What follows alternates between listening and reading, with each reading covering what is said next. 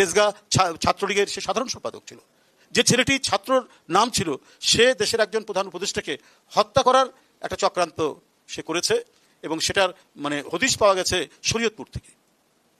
কারণটাই একটাই, যে 15-16 বছর ধরে আপনার জ্ঞান চর্চা, বিজ্ঞান চর্চা এর মানে কোনো অবকাশ ছিল না বলেই আজকে মাস্তান তৈরি হচ্ছে, আজকে গুন্ডা তৈরি হচ্ছে।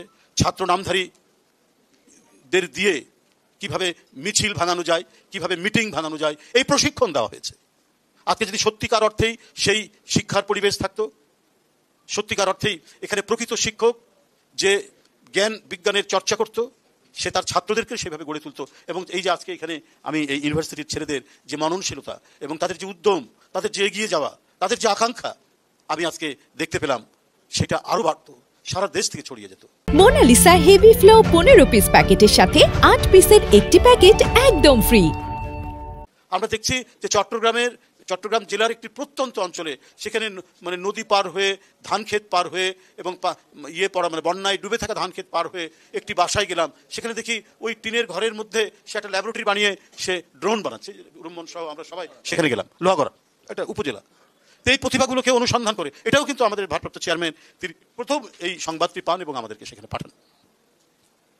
তো আমার বিশ্বাস যে আজকে আমরা যদি সত্যিকার অর্থেই সেই শিক্ষা ব্যবস্থা গড়ে তুলতাম, যে শিক্ষা ব্যবস্থায় প্রথমে শিক্ষকদের প্রচুর প্রশিক্ষণ রয়েছে, যে শিক্ষকরা ছাত্রদেরকে উদ্বুদ্ধ করতে পারে জ্ঞান চর্চার ক্ষেত্রে, বিজ্ঞান চর্চার ক্ষেত্রে, সাহিত্য চর্চার ক্ষেত্রে, সেই জায়গায় আজকে প্রচুর ঘাটতি রয়েছে।